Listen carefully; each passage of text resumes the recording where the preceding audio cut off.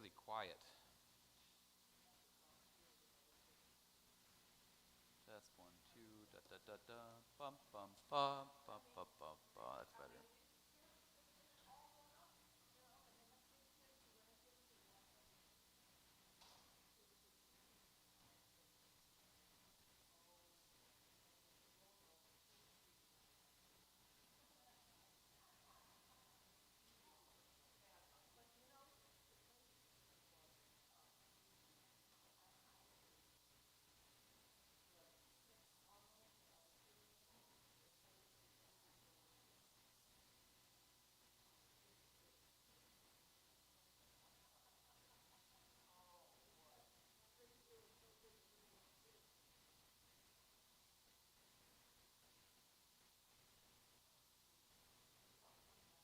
All right. I don't know where everybody's at, but we're going to get started because it's 9:35.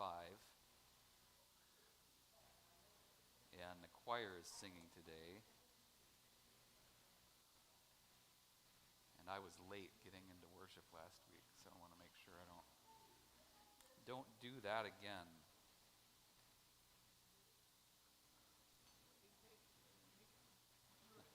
Thank you.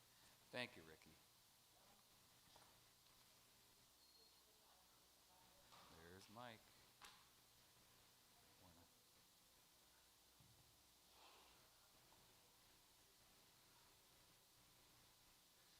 Okay.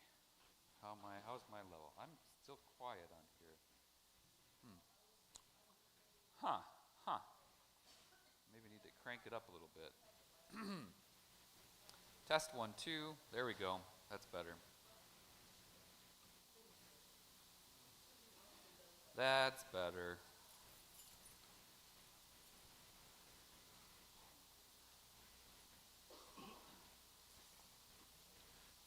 So little Evelyn was on the floor.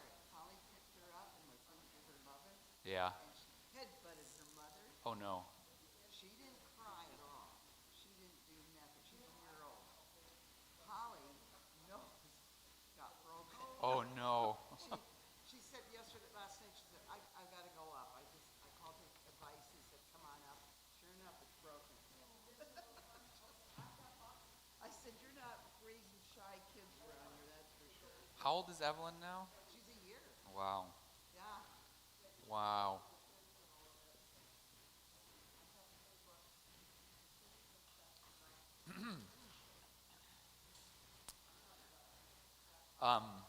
I've got a pile of the word papers here. If anybody needs one, they forgot theirs, they wanted another. Susan, what time is the choir rehearsing this morning?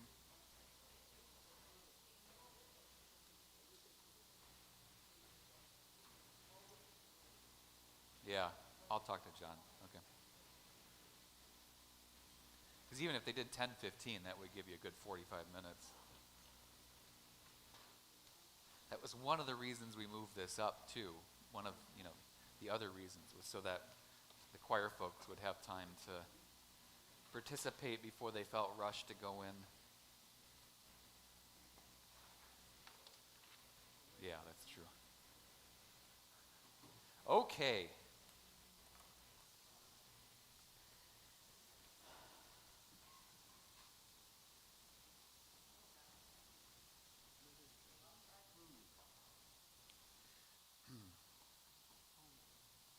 I turn my phone off when I get to church, and then I forget to turn it back on. And then he called my brother, and what's with your phone? I said, because then I use the house phone, and I never do that. Oh, I forgot. I was at church, I turned it off.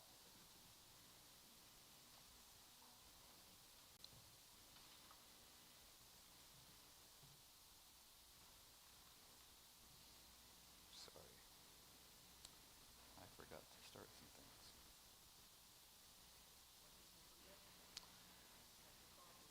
Well, I got it now. I forgot to push some buttons on the computer. So last week, we decided that we were going to shift gears. We've been talking about a lot of heavy theological stuff, or I should say, heavy theological words. So we started with evangelism or evangelical. Was the first word we looked at. Then we looked at salvation. And then we brought in sanctification last week. I don't think any of us got any holier. Or maybe a small, very immeasurable amount. So we decided to shift gears this week and talk about something a little bit more concrete, which is liturgy. Liturgy. So we're going to do the same thing that we've been doing, which is, let's talk about what the word means to us now. Then we'll go backwards and look at where it comes from, and then maybe talk about the importance of this concept to our lives and or our worship lives. What does that word mean? So we know this phrase. I think Paul brought it up last week too. Work of the people. We'll talk about that in a little bit. Where did you hear that? Or when did you hear this for the first time? Last week when Paul mentioned it? No, you've known this? Was this drilled into you in confirmation or catechism? Well, I think of liturgy as the pattern of our worship service. Yeah, okay. Pattern. That's true. I like that word, pattern Uh-huh. of the worship service.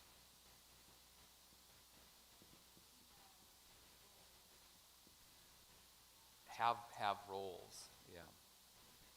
We have roles. That's what makes it the work.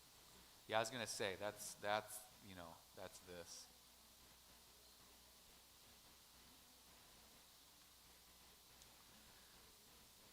There's so talk about very different patterns of worship, depending on your faith tradition. And we'll leave out, we'll stick with Christianity for the moment, but When we were doing during COVID online, yeah.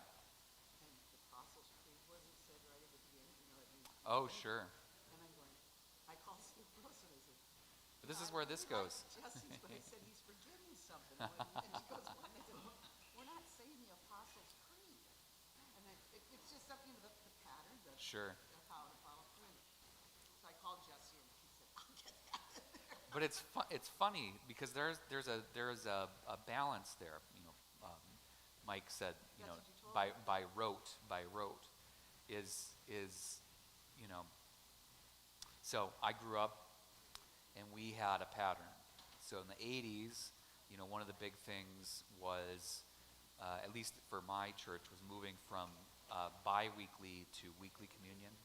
So we used to have, or semi-week, no. Once a month first. Yeah, well, that was before my time. So we would have communion every other week. And I hated when we had communion because the service was 20 minutes longer. Right. But it wasn't just because communion took longer. It was because we did all the longer things on communion Sundays. So we would do the Nicene Creed instead of the Apostles' Creed. And then we would have to do all the communion liturgy as well, too. So I hated going as an 8-year-old or whatever because it meant that we had to stay 20 minutes longer. But that was one of the big transitions then, is when we went to weekly communion. Then we had to change up our rhythms, and one of the consequences of that was that people got their patterns got upset, right? They were used to doing the Nicene Creed with communion. All of a sudden we were doing the Apostles' Creed with communion. That's straight out, What kind of heresy is this?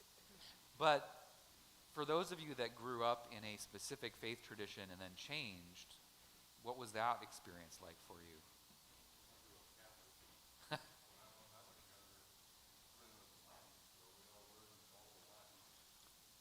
Oh, man.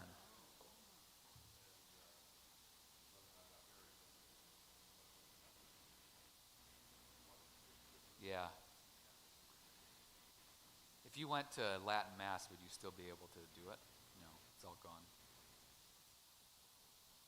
What was the Wesleyan Methodist Mass like?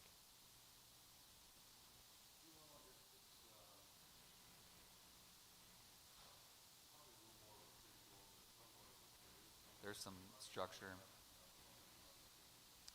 I've been to I haven't been to I haven't been to many Methodist worship services. We've done joint services with like Oak Grove, UMC, and St. Paul, but I haven't actually been to a pure. I went to one, I think I mentioned this before, when I was in seminary.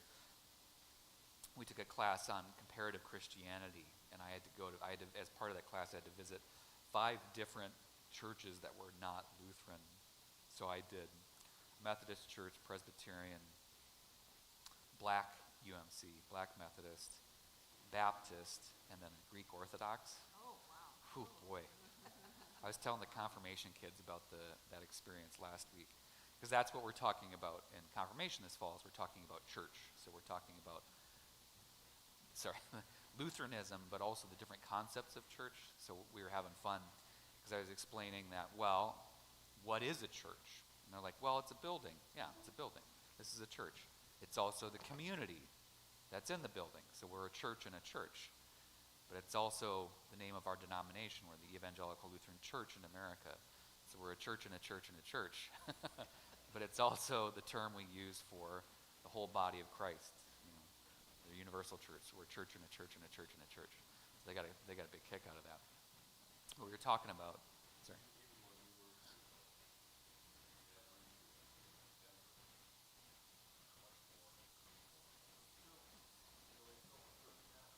Yeah.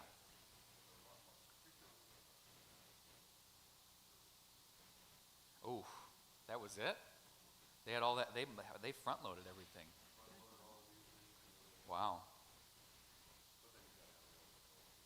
Yeah. That was I've gone to a couple services where there were not mandatory but regular altar calls every Sunday. It was part of the process. So we had when I was in Fort Wayne, we actually had a black church that was basically part of our community.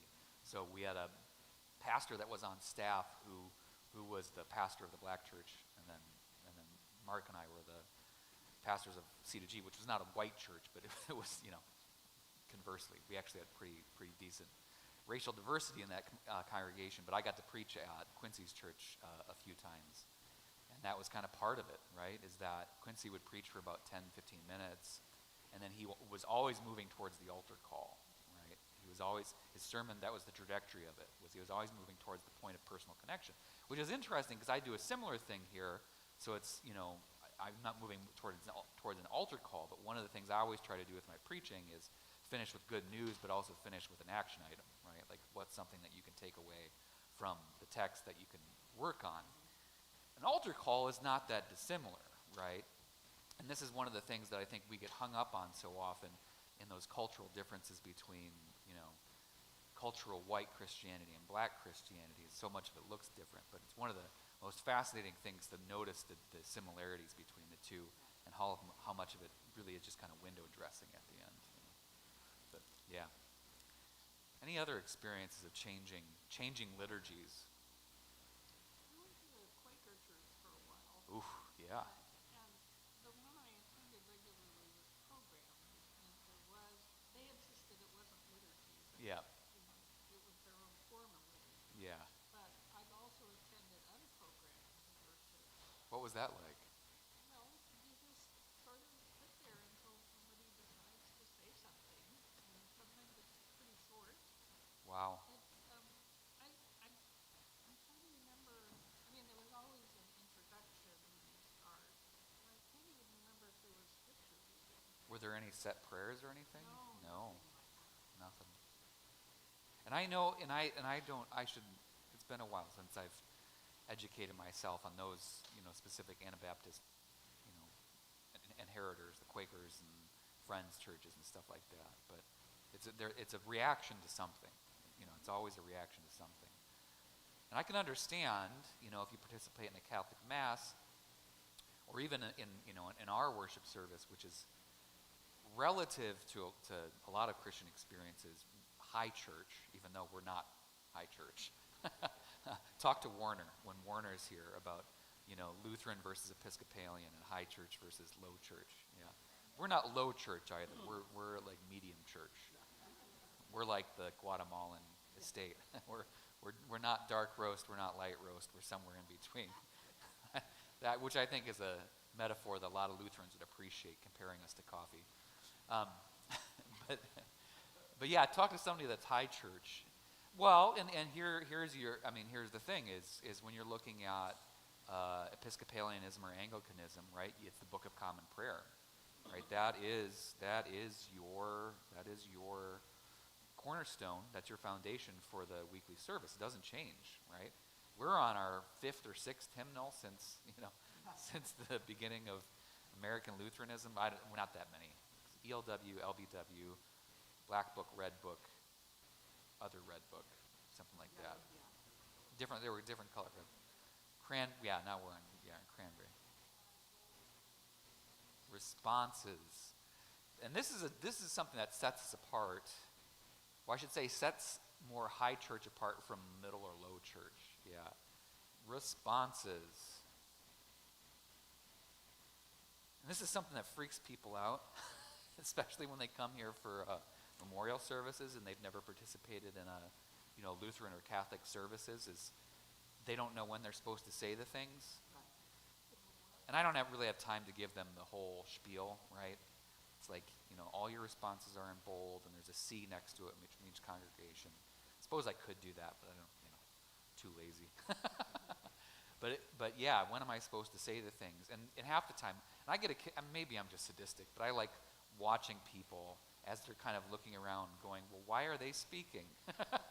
How do they know we're supposed to speak?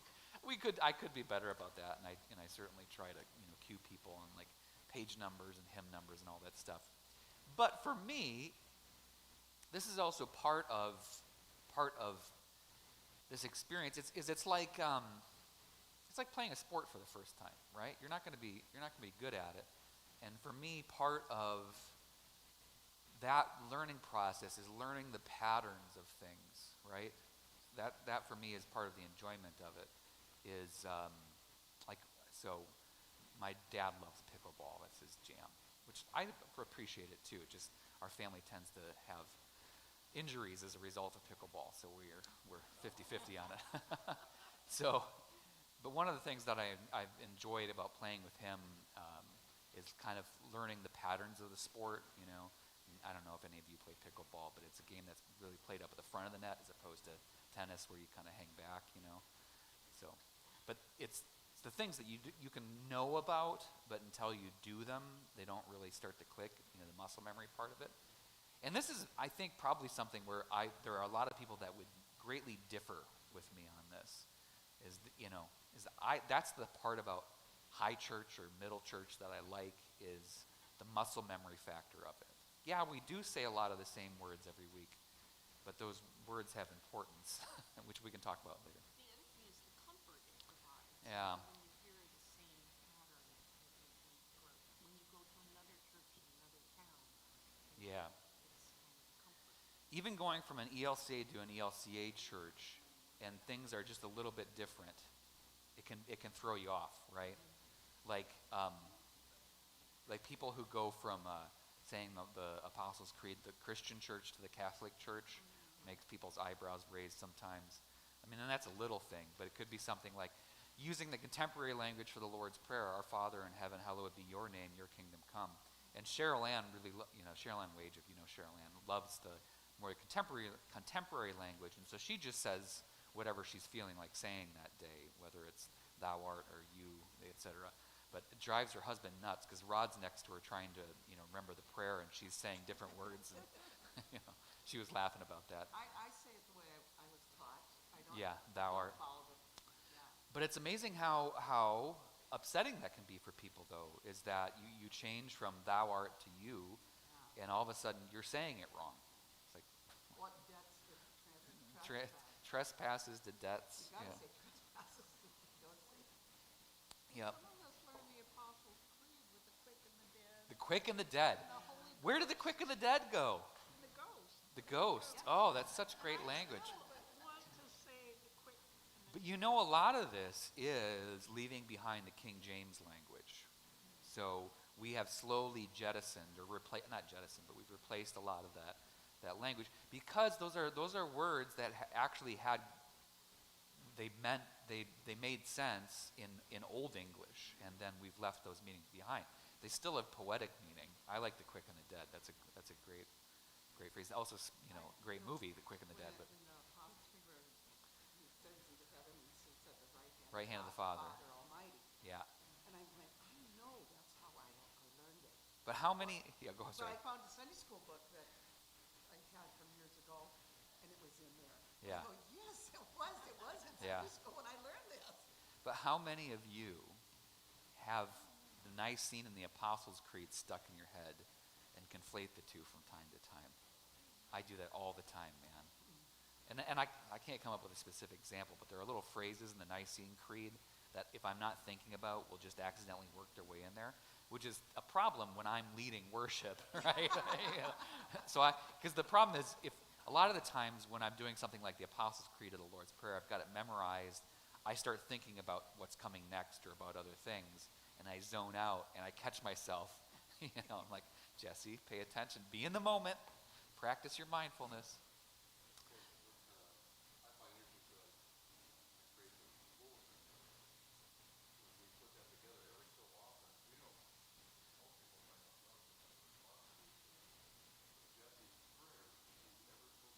Yeah. Yeah.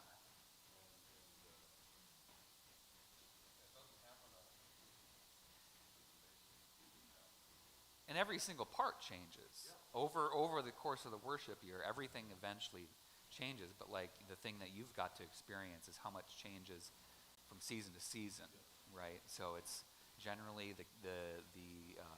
we change worship settings. So whether we're in setting 3 or setting 10, that changes. But I mean, it's not just the opening prayer, it is the communion prayer, post-communion blessing, offertory prayer, all that stuff changes.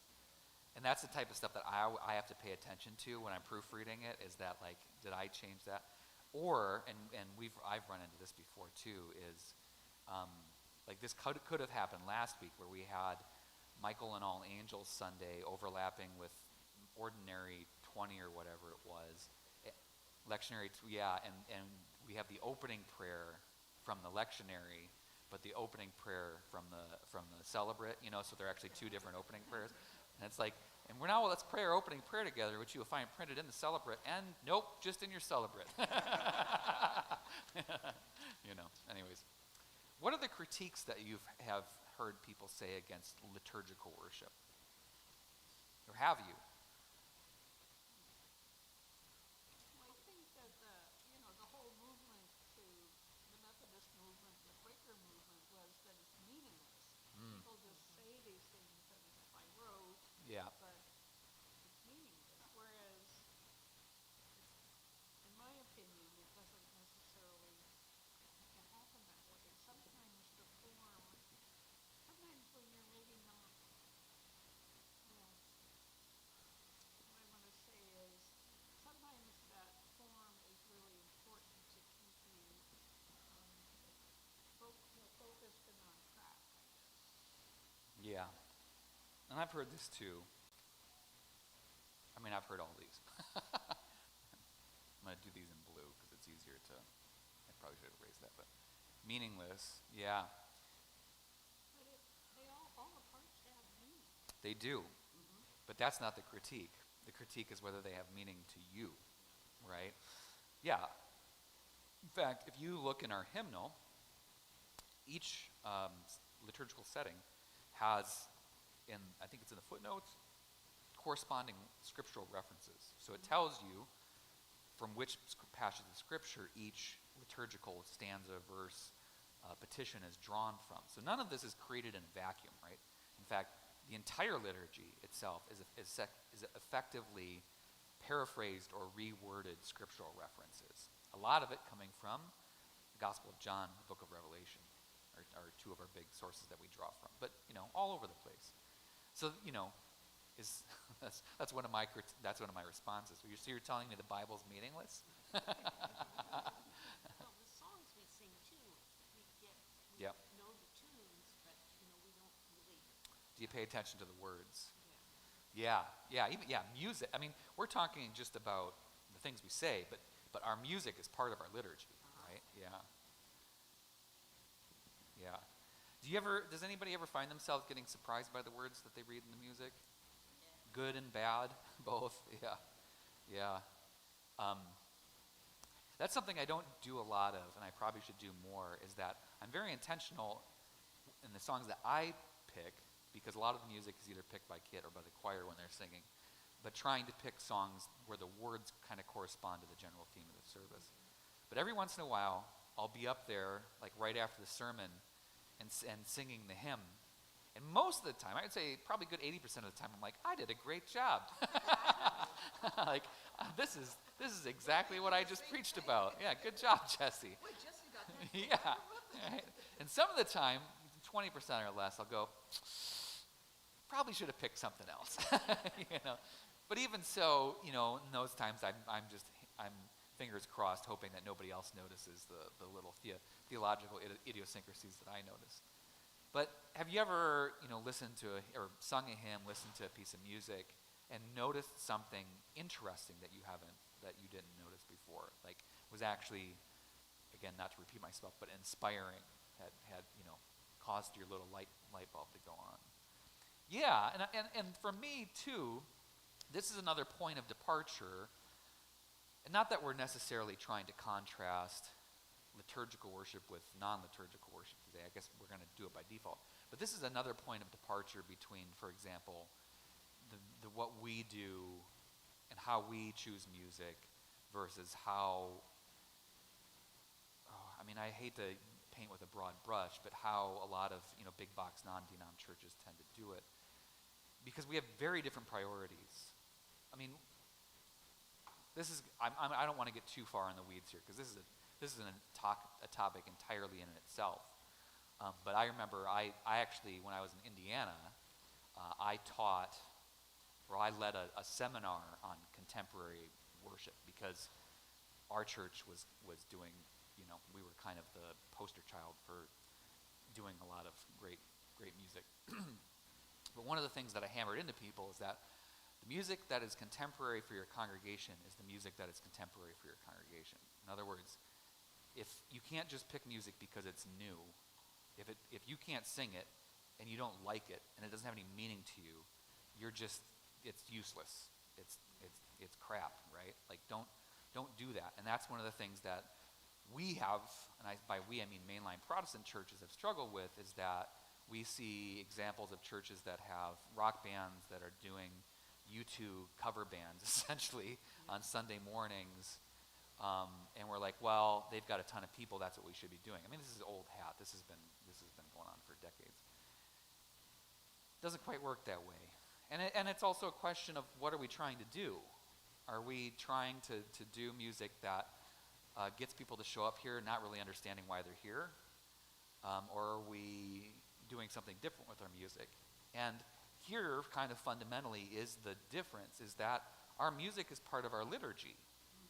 So the words that we sing are very important because they're part of our prayer, right?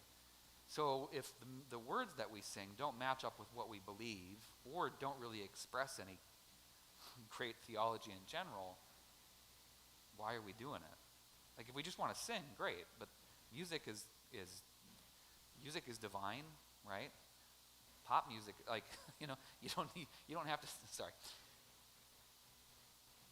When I was 10 or 11, so I grew up in a small Norwegian Lutheran church. We've talked about this. A friend of mine asked me if I wanted to go to a Christian rock concert, and I was like, what the heck is that? It's like, that sounds awful. I was like, I know rock music. I just got a Pink Floyd album from a garage sale. Like, I didn't know Pink Floyd was Christian. But anyways, sorry. I'm okay. I'm going to detour myself so I don't end up on a rant about music. Anyways, suffice to say that music is part of our liturgy, so the words that are in there are important. And this is one of the things that we struggle with, is that if you look at our hymnal, you'll notice at the bottom of the page there are usually two people referenced. One is the author of the text, and one is the author of the music. Sometimes they're the same, but most likely not. And one of the things that we do often, especially in Lutheran hymnody, is that music is often repurposed for several different songs because the meter fits, right? And it's a good hymn tone. But what's fascinating to think about is then we're essentially arguing that the music is important, right? Obviously, if it sounds bad and it's unsingable, it doesn't make good hymnody. But we're also saying that the music is just kind of, and again, not to diminish it, but it is one aspect, or it's window dressing for the words, for the prayers that we're singing. Again, I don't have better language to describe that, but they're two separate things. The music is part of our liturgy.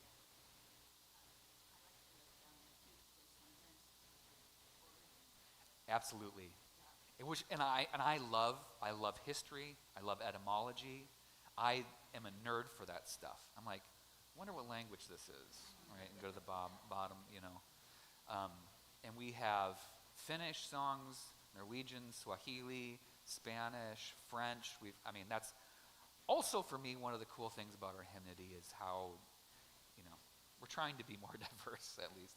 African American spirituals, the whole nine yards. Okay, let's talk about where liturgy came from. We can come back to this kind of stuff. But this is something that I find absolutely fascinating, and just coincidentally, it fits well into my general argument of things. So, pop quiz. Liturgy, for all of you spelling bee fanatics. Greek or Latin? Latin, Greek. Should we take a poll? Combination.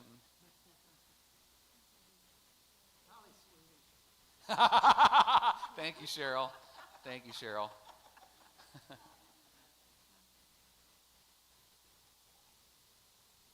It's Greek.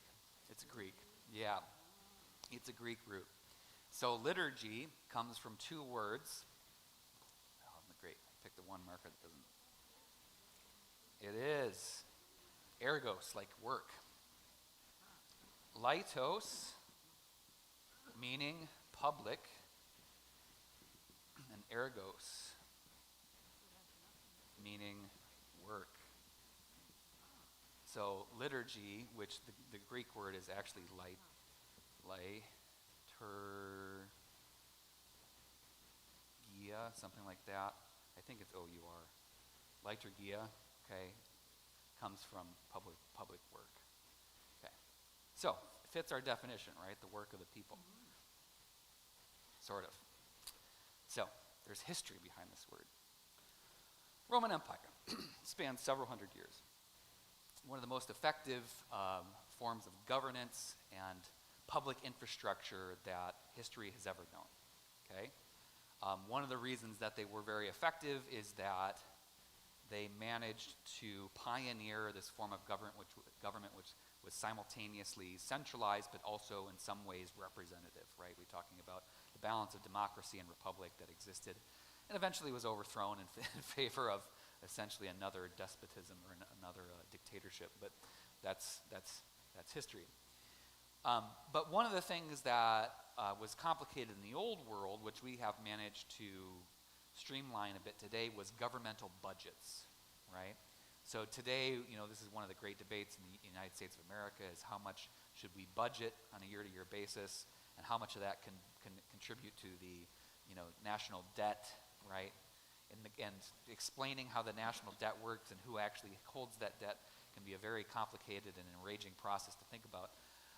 But keep in mind, in the Roman Empire, there were no foreign banks to hold the debt of the Roman Republic, which meant that the assets they had were the assets they had, right?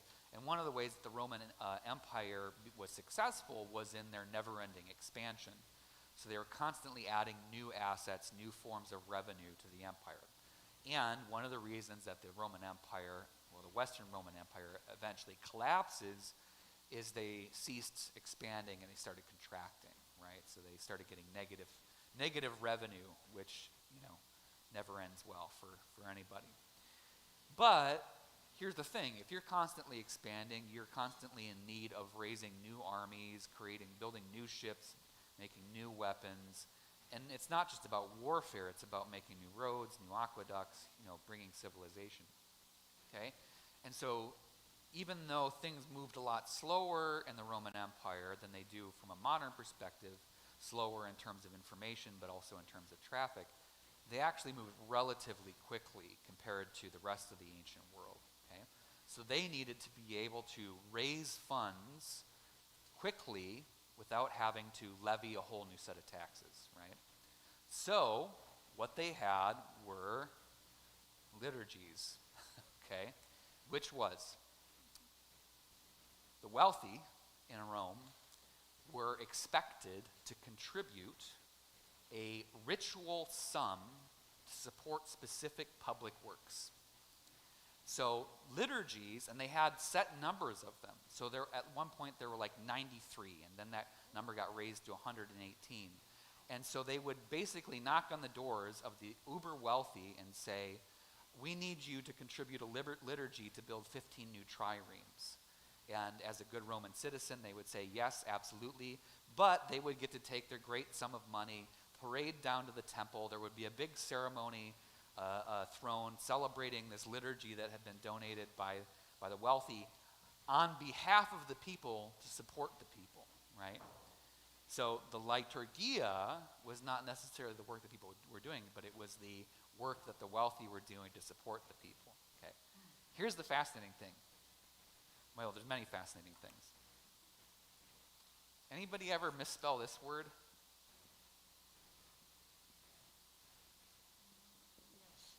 Remuneration? Yeah, anybody ever try to do this? Right? All the time. Remuneration. Remuneration makes a lot more sense. It's about numbers. What does remuneration mean? What does it mean to remunerate? Pay it back. Pay somebody for the services rendered. Okay? This is Greek. Guess what the Latin word is that eventually takes over for liturgia? Munera. Learn something new every day. So when you remunerate somebody, you repay them for the services that they provided you. You'll never misspell remunerate ever again. Remuneration, yeah. So here's the thing. We talk about Christianity often subverting or repurposing language of the empire. And that's exactly what happens here. So the concept of liturgy that existed in the public consciousness of the world that Jesus comes from was the idea that when you needed something done, quote unquote, for the good of the people, and obviously there's a little bit of satire in there, you would tap a wealthy person on the shoulder and you would say, hey buddy, time to pay up, right? Which, it's so funny that it's such a controversial thing to ask nowadays, is asking the wealthy to pay their share. But that was exactly what happened in the Roman Empire, is the Senate or whoever would go around. Paula. Was there was a slave who did all the work. There were the rich who paid for it. Was there a middle class? Was there a middle class that was receiving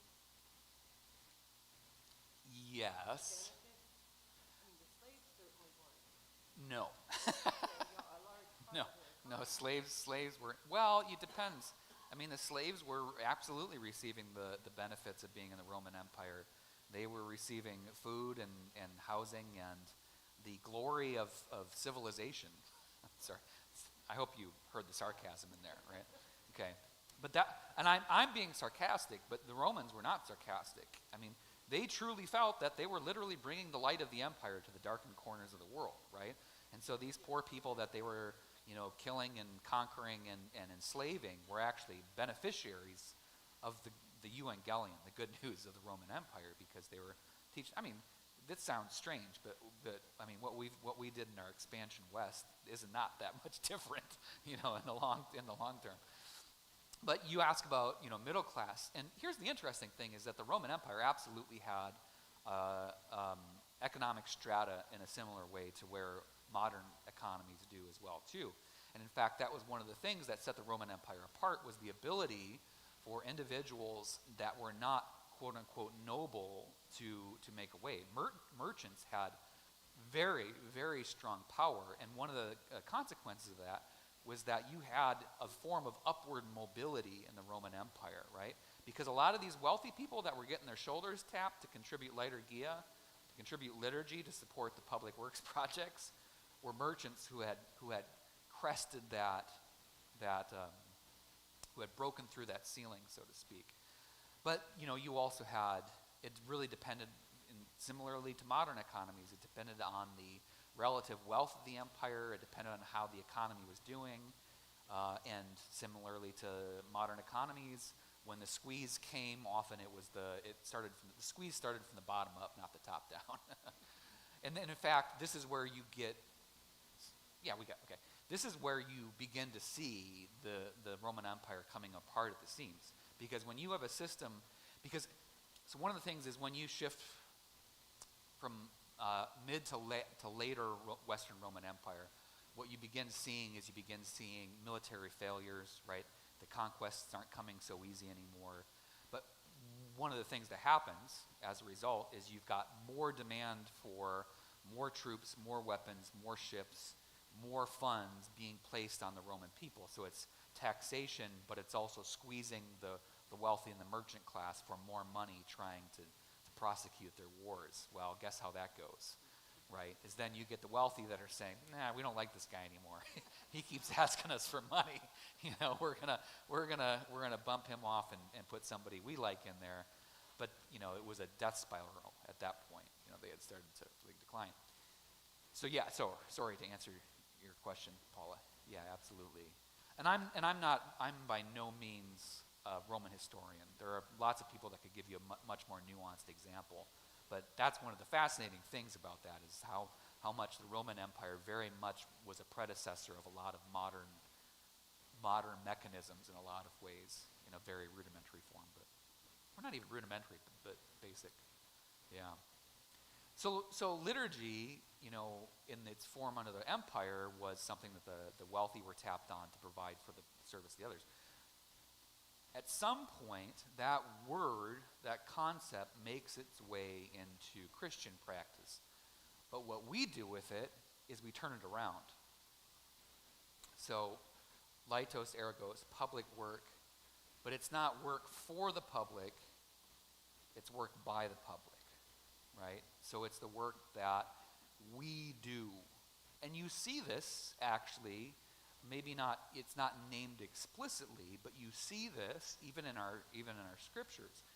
Reading through the book of Acts, what does the early church look like?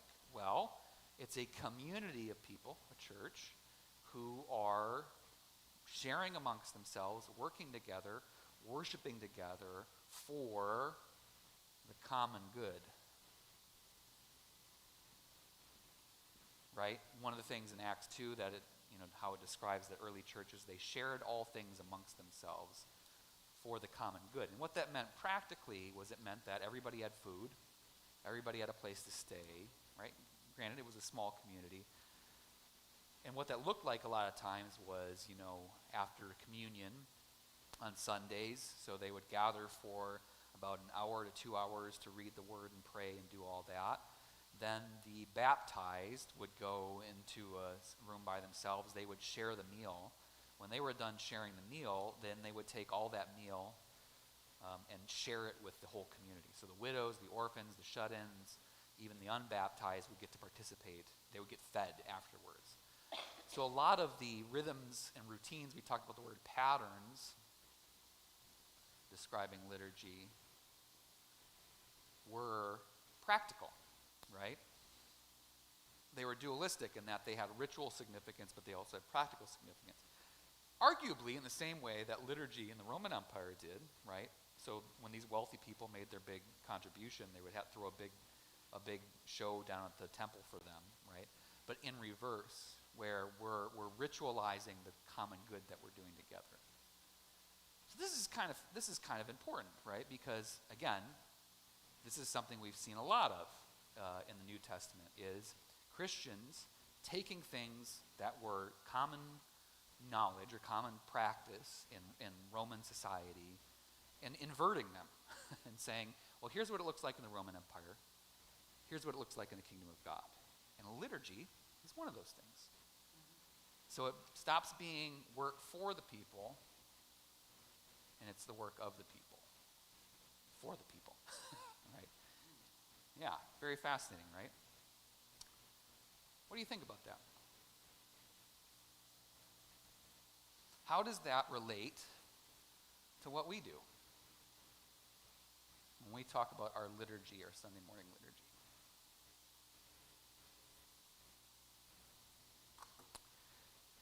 Go ahead, Cynthia. Well, I guess, we have the parts of the liturgy. One of them is the word. Yep. So that's work for the people to hear the word, both the scripture and then the sermon. We have the Eucharist, so we get the meal. And then Sorry, I keep talking. sending, and then there's, right, we have the four parts. Yeah. Gathering and sending, which, as you said, you ended your sermon with kind of, okay, how do we access hearing this as part of the sending? Yeah. And here's the thing. This is kind of the question I want to throw out there, which you've already alluded to, Cynthia, is, I don't know why I'm changing colors, it doesn't really matter, but is this just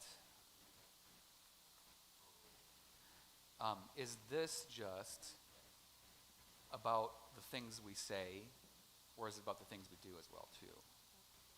Yeah. Well, in the gathering, first of all, is the forgiveness. We acknowledge we've been out in the world. Absolutely. We need forgiveness. And then there's, we glorify God who has Yep. forgiven us. And, Yep.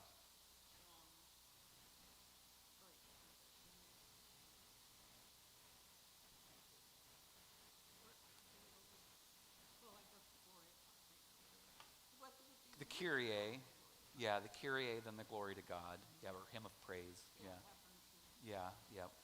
Yeah. And if you look at the ELW or any other worship book for that matter, there are rubrics, meaning that there are things you can take in, you can take out and put in, right? There are movable pieces, but generally it follows this. The Book of Common Prayer follows the same outline. The Catholic Mass follows the same outline, right? We didn't invent this. This has been kind of Christian worship for 1,000 plus years. It also provides a structure that Clemson becomes comfortable with. Yeah, we're Know what's coming, anticipate it, appreciate it, which is one of the major differences, at least that I see when I go into religious non-Christian churches. yeah.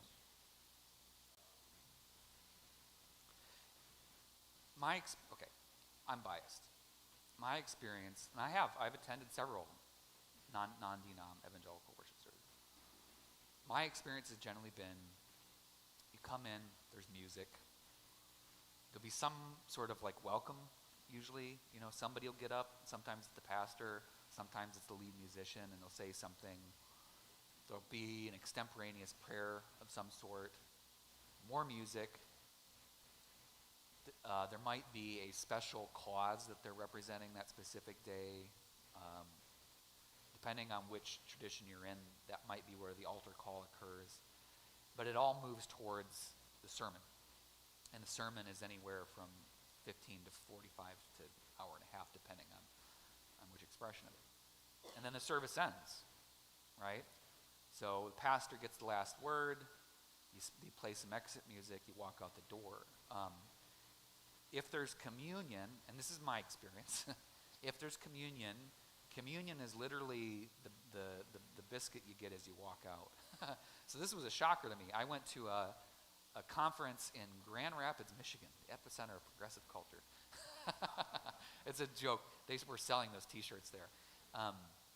Rob Bell, anybody familiar with that name? Rob Bell? Yeah, so this was way back in the early aughts. Rob Bell was putting on he was hosting a preaching conference with Shane Hips, who was actually a Mennonite pastor. Anyways, I went to it. It was actually really interesting. He's a good preacher.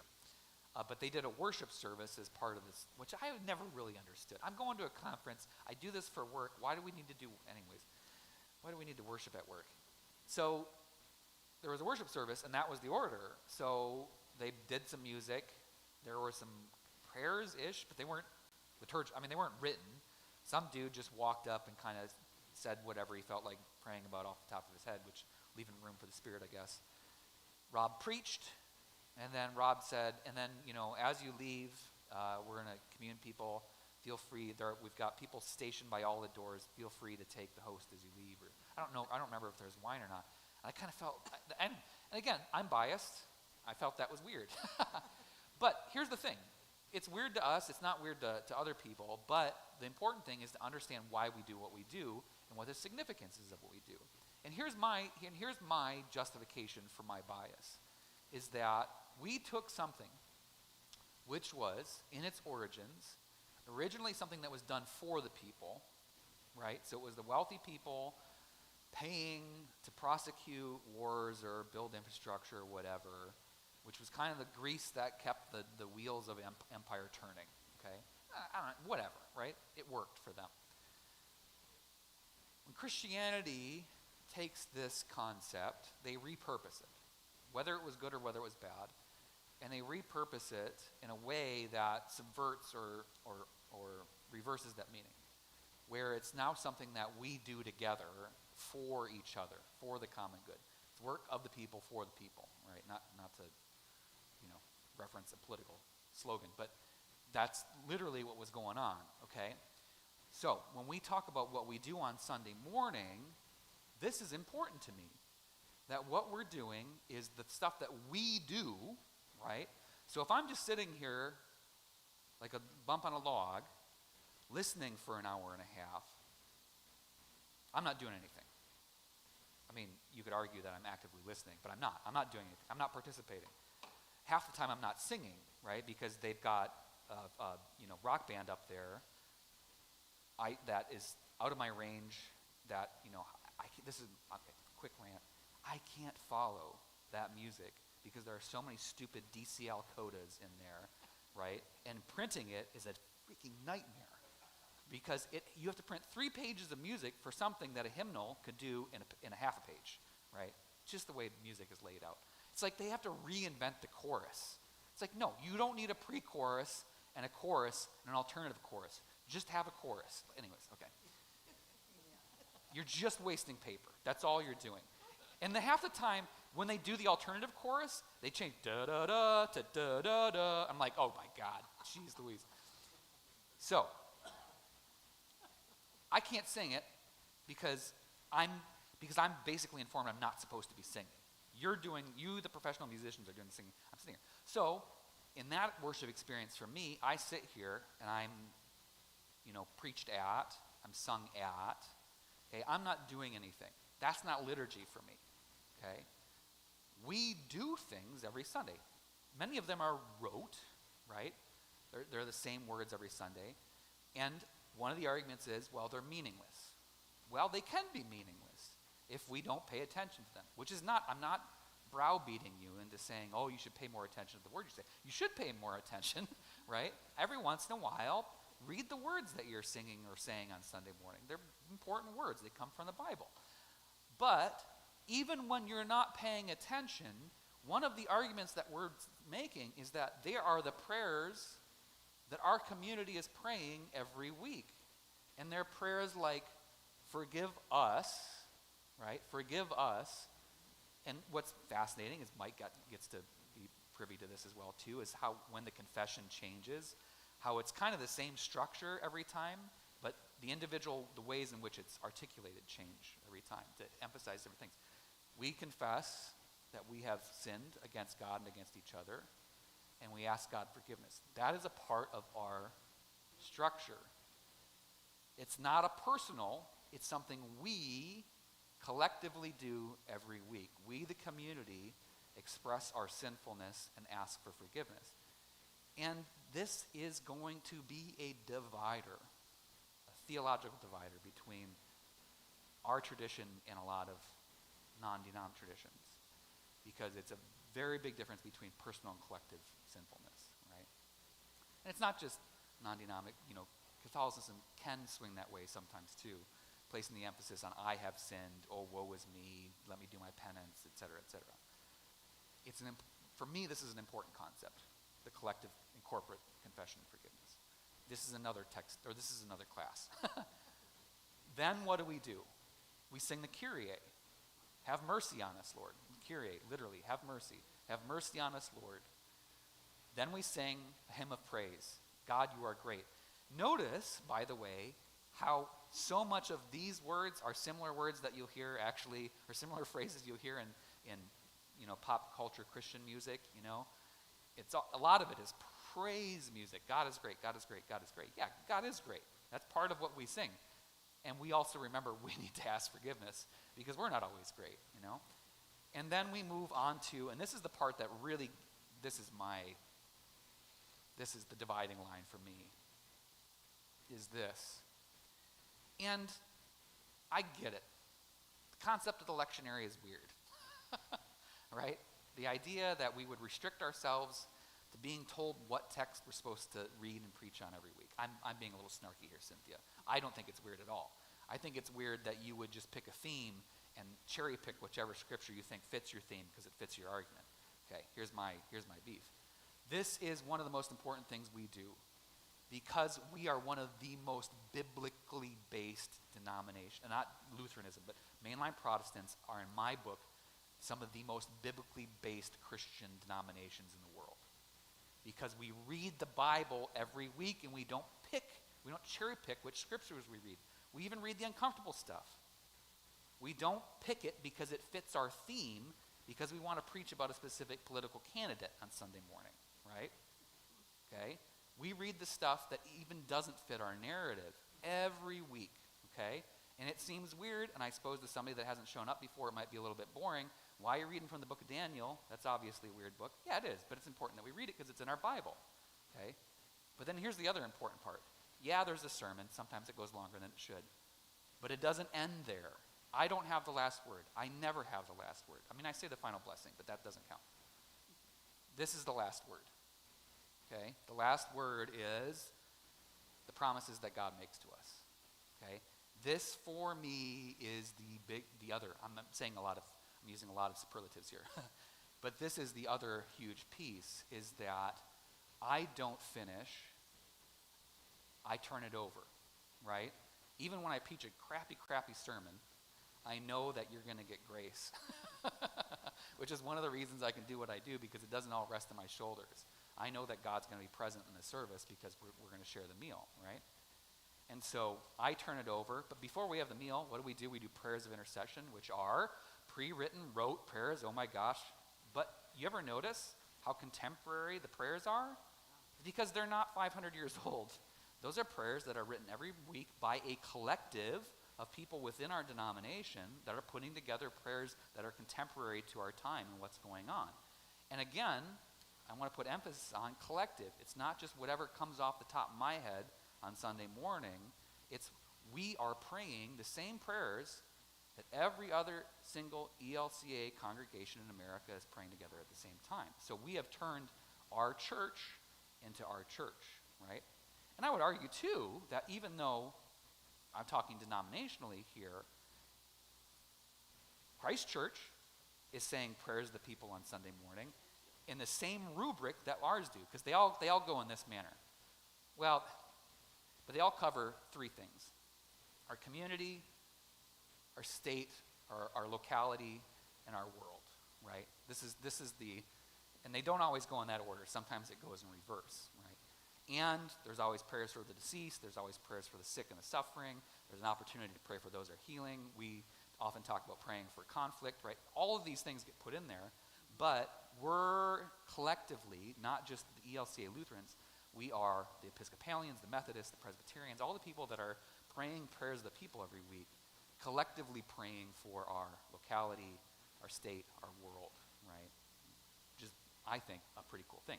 And then finally, this is all part of our liturgy, right? after we pray, we get the meal, we bless it, right, like you do at any meal. Then we say a benediction, right, which the origins of which are the Aaronic benediction, Lord bless you and keep you, Lord make his face shine, Lord look upon you with favor and give you peace, etc., amen. You know, we alternate those blessings. Another thing that Mike gets to be privy to is seeing the different language of the blessings that comes out. But what are you being blessed to do? You're being blessed to go out and do the work, right? That's the other significant thing. So this is the thing. Whenever somebody gripes and says, "Oh, your liturgical denomination is, too structured, it's meaningless, it's old, and it's stodgy," and it's like, no, it's actually the exact opposite. Every single piece has meaning, and every single piece is a part of the work that we are collectively doing every week. We are not passive. We don't just show up to have somebody preach at us, to have somebody sing at us, and to feel good about ourselves so that we can go back out and not do anything about the world. Every week we come in, we're reminded of the ways in which we are complicit in the harm that exists in our world. We are forgiven for the ways in which we failed to do that. We are preached, or we have the word read to us. We're a biblically based congregation, denomination, who hears the Bible every week, right? We feel and taste the grace and forgiveness of God, and then we're encouraged to go out and do the work that we have done already in worship on Sunday morning, right? Amen. All right. Sometime this month, I haven't nailed down the date yet, we're actually going to have the folks from Love One come in and do a presentation on Sunday morning. Love One they rent office space from us. They are a nonprofit that basically does all the housing and homelessness stuff in Clackamas County. Them and Father's Heart, which are kind of under the same umbrella. So Brandy and or her, he's now the new director of Father's Heart, Chris, I forgot Chris's last name. One of them is going to be here on Sunday morning. It might be next week. I think it's probably going to likely be the week after or the week following. I just wanted to give you a heads up on that. So for next week, look down the list. If there's a word on there you want to cover, let me know. Otherwise, bring something to talk about next week in terms of a word that we haven't talked about yet. People get hung up about fear God. Oh, that's a good one. That is a good one. I would love to hear your... Oh, absolutely. In fact, that's a great one, Cynthia. That's going to be our word for next week. Fear. Fear. Yeah, absolutely.